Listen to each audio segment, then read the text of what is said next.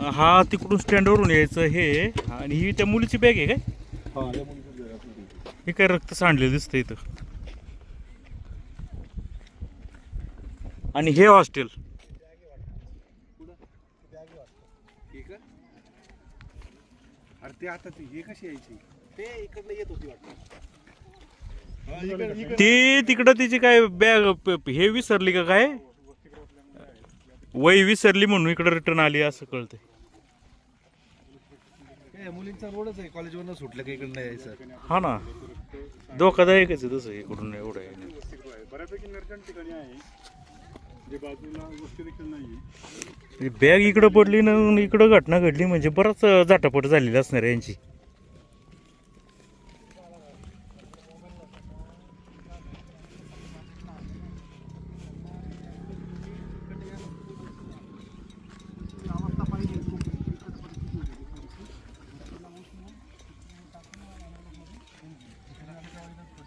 अहो इथं नका थांबू, जो लांब थांबा ना तिथं.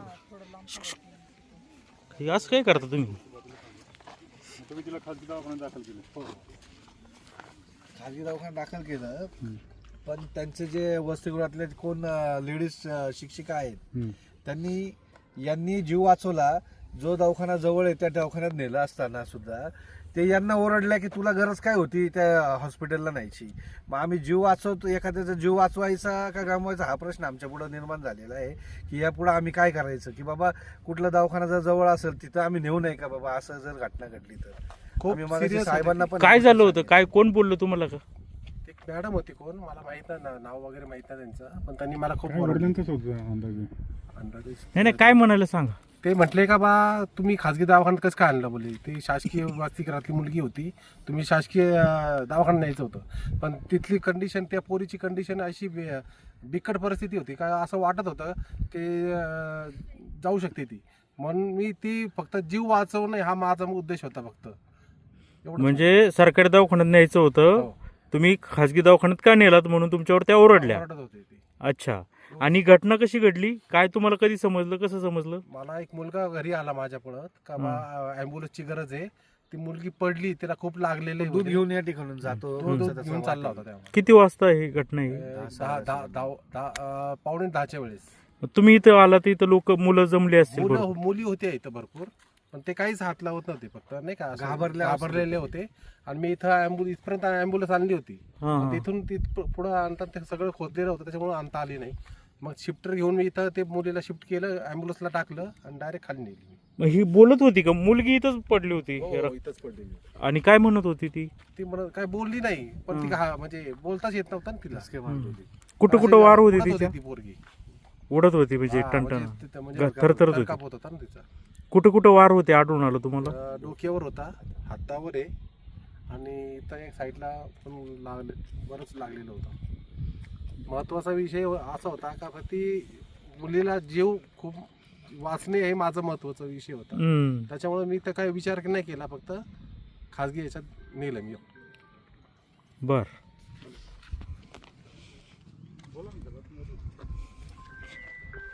बरेच म्हणजे झटापट झालेली दिसते.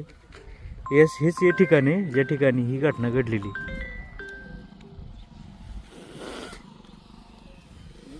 तर थोड्याच वेळामध्ये फॉरेन्सिक टीम या ठिकाणी येईल आणि आल्याच्या नंतर ही चौकशी म्हणजे रिपोर्ट वगैरे घेईल. पण तो सांगायचा मुद्दा असा आहे की त्या मुलीवर जे गौरी सावळी नावाची जी मुलगी होती तिच्यावर ह्या महेश डामसेने कोयत्याने वार केलेले आहे. आणि तिचा एक घाव पूर्ण तिच्या स्कलमध्ये, कवटीमध्ये इतका जोरात आहे का ती कवटी पूर्णपणे फ्रॅक्चर झालेली आहे. आणि खूपच असा गंभीर घाव असल्यामुळं तिच्या प्रकृतीची म्हणजे खूपच म्हणजे असं सांगता येत नाही वाचेल की नाही, अशी परिस्थिती या ठिकाणी निर्माण झालेली आहे. आज गेले 6 महिन्यापासून हा तिच्या पाठीमागं लागला होता माझ्याशी लग्न कर वगैरे वगैरे. परंतु ही मुलगी याला शिकायला होती नारायणगावला, पदविकेमध्ये होती, 2ऱ्या वर्षामध्ये डेअरी वगैरे तो जो विषय तात्यासाहेब भुजबळ शिक्षण संकुलामध्ये ती शिकत होती. आणि 6 महिन्यापासून तो मागं लागला. ही मुलगी त्या गर्ल्स हॉस्टेलमध्ये शासकीय येऊन जाऊन करते. आणि हा काल पण आला होता वाटतं आणि आज पण आला होता. परंतु ही तिला काहीतरी म्हणजे काही एका मुलीला विचारत फोटो दाखवता ही इथं आहे का, ही कुठं आहे, अशी माहिती घेत होता. पण त्या मुलींनी काय याला काही माहिती दिली नाही. परंतु शेवटी आता आज ही अशी घटना घडली आणि त्यांनी थेट भरपूर जाटापट झालेली इथं दिसते.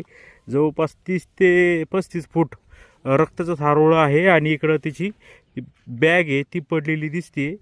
आणि ही मुलगी पदविकेमध्ये 2ऱ्या वर्षात शिकत होती आणि नारंगावरून येऊन जाऊन इथं करायची. आंबे नावाचं गाव आहे तिचं आणि त्याच गावातला हा जो आहे महेश डामसे, हा काही 8वीपर्यंत शिक्षण यांनी घेतलेले आहे फक्त आणि काही कामधंदा करत नाही. एक स्प्लेंडर गाडीवर तो आला होता, त्याच्या पण अंग म्हणजे याच्यावर सॅक का काहीतरी होते आणि त्या सॅकमध्ये त्यांनी तो कोयता लपून आणला होता. अजून एक त्याने एक स्टेटस देखील ठेवला होता काल काहीतरी असा आणि म्हणजे काहीतरी दगा दिला वगैरे अशा आशयाचा त्यांनी स्टेटस ठेवला होता. आणि आज त्यांनी ही सकाळी कृत्य केले. पोलीस आता त्याच्या पाठीमागं आहेत. तो फरार आहे, 24 वर्षाचा आहे आणि ही मुलगी 18 वर्षाची आहे. आणि ह्या मुलीला शिकायचं होतं पण तो हा एकतर्फी त्याच्यावर प्रेम करीत असेल आणि तो तिच्या पाठीमागं होता.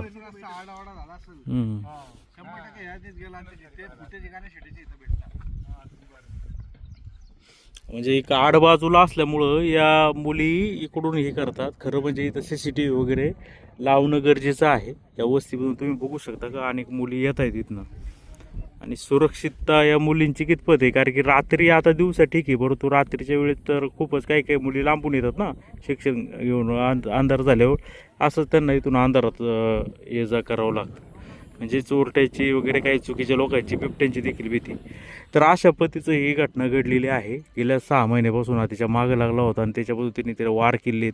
2 वार एक चेहऱ्यावर आहे, एक कवटीवर आहे, कानाच्या मागून वर आणि 3रा वार हातावर आहे. म्हणजे हात ते आडवत असेल त्यामुळे तिने वार केलेला असू शकतो. तर पोलीस LCB संयुक्त तपास सुरू आहे आणि यंत्रणा आता त्या आरोपीच्या मागं लागलेलं आहे.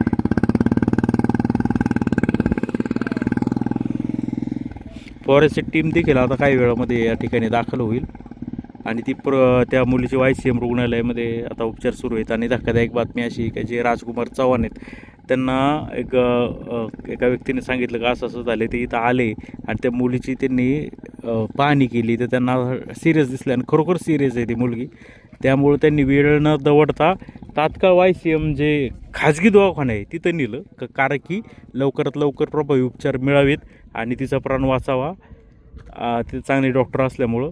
परंतु ते काय इथलं एक मॅडम आहेत तर त्या म्हणाल्या का त्या मुलीला तुम्ही कसं काय खाजगी दवाखान्यामध्ये नेलं, तिला सरकारी दवाखान्यामध्ये का नाही नेलं म्हणून त्यांच्यावर ओरडल्या. म्हणजे बहुतेक त्यांना असं वाटलं असेल का आता या मुलीचा खर्च कोणी करायचा म्हणून त्या ओरडल्या असावेत. असं जर असेल तर ही अत्यंत दुर्दैवी अशी गोष्ट आहे. त्या मॅडम आलं तर आपण त्यांना विचारणा करू का असं का तुम्ही केलं ते. परंतु या ठिकाणी बघा हे पूर्ण प्री प्लॅनिंग झालं कारण त्यांनी काल स्टेटस ठेवला होता आणि कोयताच ज्या अर्थी घेऊन येतो त्या अर्थी ते प्लॅनिंग करून त्यांनी हे सगळं केलेलं दिसते. त्या मुलीची प्रकृती अतिशय हे आहे. त्या मुलीला वडील नाही आहेत, वडील वाढलेले आहेत आणि ती आपलं काहीतरी मोठं व्हायचं शिकायचं म्हणून ती शिकती. हे तुम्ही बघू शकता ही तिची बॅग अशीच पडलेली आहे. म्हणजे बरीच झटापट या ठिकाणी दोघांमध्ये झाल्याचं दिसतंय. बरंच रक्तस्राव देखील झाला आहे.